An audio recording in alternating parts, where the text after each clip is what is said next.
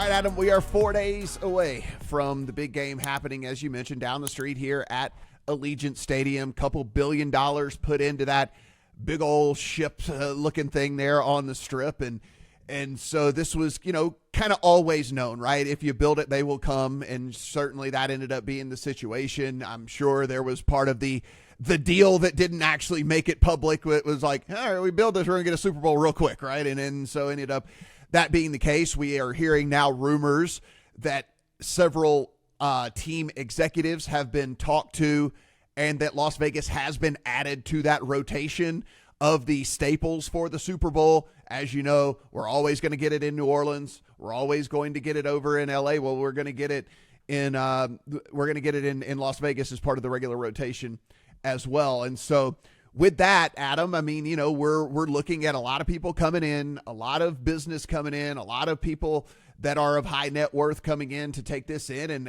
what do we kind of expect here once this thing gets going? I mean, today is really kind of the day. Today's kind of the kickoff day. I know we've been talking about the lead into this for a week and a half now, but everybody's getting into town on Wednesday. All the events start today. All the big, VIP stuff starts on Thursday. It's about to get crazy around here. As someone who first arrived to live in Las Vegas in 1989, this is still very hard for me to wrap my head around. Mm-hmm. Not only seeing $2 billion of the giant Roomba across from Mandalay Bay hosting the Las Vegas Raiders as a home team in the NFL, but of course the NFL's crown jewel being in a city that it treated like nuclear waste for the longest of times. But Roger Goodell was asked in press conference about the attitude toward Las Vegas and basically said, we didn't make the decision, the Supreme Court did. Okay. Well, all right. In any case. Cool. Yeah, cool. Yeah. Okay. Yeah. Super Bowl was always, whether it was being hosted in Las Vegas or not, Las Vegas was at least the number 2 city in the world for the Super Bowl every single year. And now it is the number 1 city in the world for the Super Bowl, if not just this year, then in that rotation that you mentioned, Matt. Our Eric Ramsey at Legal Sports Report did his legal Super Bowl handle forecast. He projects that Nevada will again have the most handle on the Super Bowl with roughly $170 million. We talked about that on the podcast with Eric last week. I think what gets really interesting and what we wrote about at Legal Sports Report this week is a little how-to guide for people who are new to Las Vegas. So you land at Harry Reid Airport, you get to your hotel, you want to open it up and you want to see what the odds look like. And so you fire up your BetMGM or your Caesars app and you go to place a wager and it says, what? I can't bet? Why can't I bet?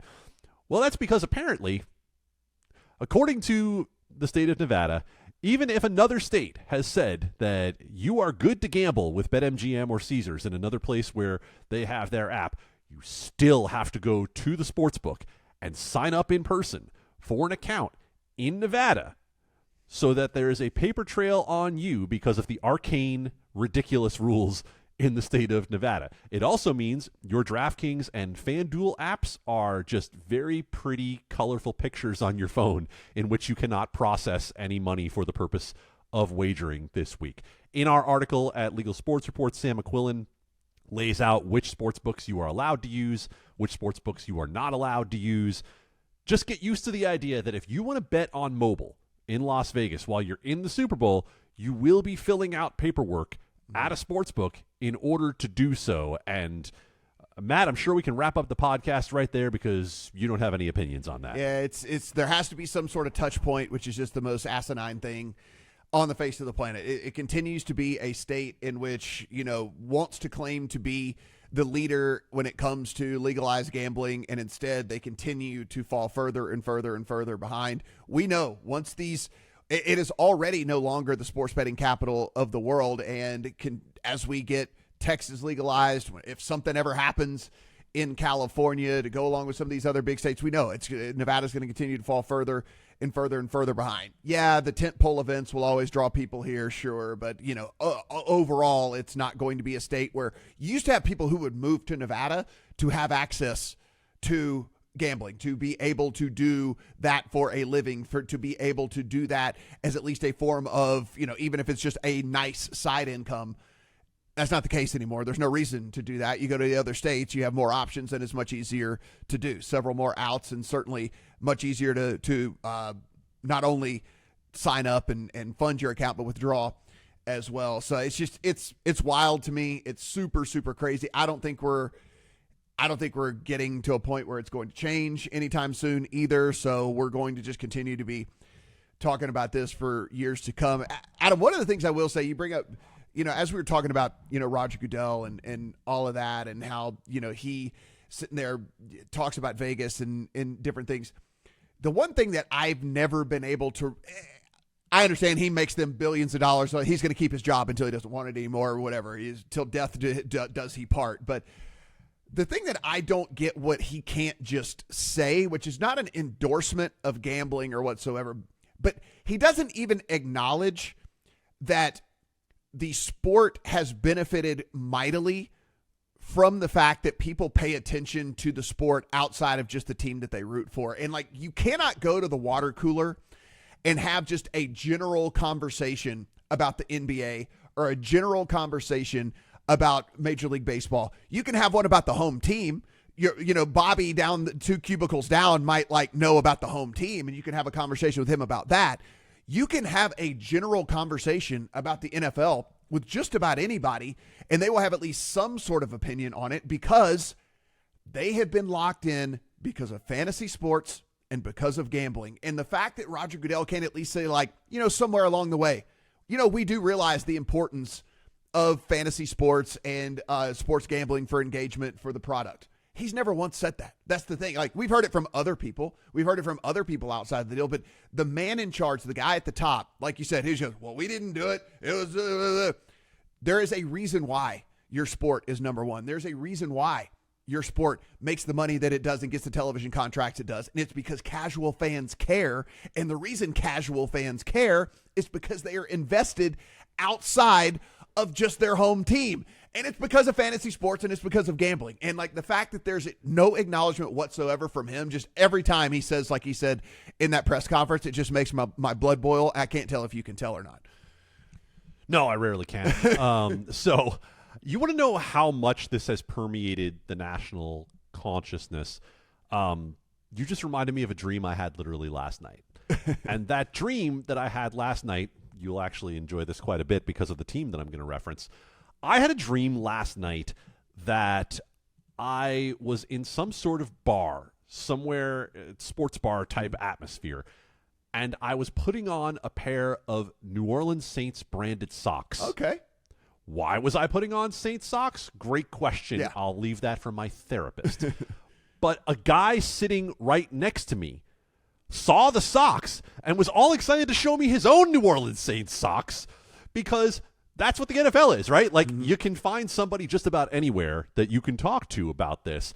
And whether it is fantasy football, which of course is everyone's touch point, and of course the thing that we probably want to talk to other people about the least, and then gambling, that's what has made this what it is. I worked with a man named Bob Bloom.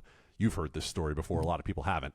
Bob Bloom was a longtime Las Vegas fixture, longtime UNLV broadcaster, and was very involved with Al Davis and the early days of the AFL and the NFL.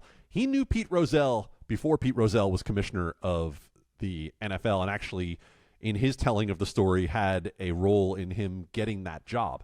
And the point that I'm getting to is to say that college football predates the NFL. College football naturally played on a Saturday, right? The week is over for the university, we will play on a Saturday. Well, where's the NFL going to play? Is the NFL going to have a regular day? And those who take wagers didn't have a lot going on Sundays. And so was there potentially some influence that went into that? Yes, we know that there was over the course of time. How did the NFL end up on Sundays? In a large portion, telling of this story, because of the fact that we needed something to gamble on Sundays. So it is part of the roots, and whether they want to admit that or not, and whether they feel comfortable saying it publicly or not, it goes back decades, and not acknowledging it just feels disingenuous. Right. But then again, you and I can sit and yell about it, and the NFL can continue to make billions of dollars, and we'll just continue to sit and yell about it. I agree. It's just one of the things for me. Like I said, I don't need a I don't need a full-fledged endorsement. That's not what I need. It's like just at least an acknowledgement of the fact that fantasy sports and sports gambling has made you what you are today, or at least that you have benefited greatly from it. Would at least make me feel like this guy isn't completely full of BS. You know, it's like it just isn't completely full of it. Just looking up there, I'm like, dude, just say it. Just come on, one time, just one time. You know it. I know you know it. Just say it. You know, deep down. But it's going to be interesting, man. I'll be down there. I'll be seeing you this week as well, and it's going to be good times. Can't wait to see what it does to this city. Finally, rain has stopped around us here. I know that was been if you follow on the Twitter machine, everyone complaining about that. Rain has stopped. The sun is out. We have a normal Las Vegas again for the actual game day. Your hair is saved. It's good. Look at it. I have volume today and everything. It's great. There is zhuzh for days, baby. It is. I do. I love it, guys. Everything we do absolutely free. So please hit that subscribe button. Do appreciate that a ton, and really and truly go in. Read the stories that we talked about here today. Some of the stuff you're just going to be like, man, that is wacky. LegalSportsReport.com. Everything free over there as well. For Adam, I'm Matt. Talk to you guys next week.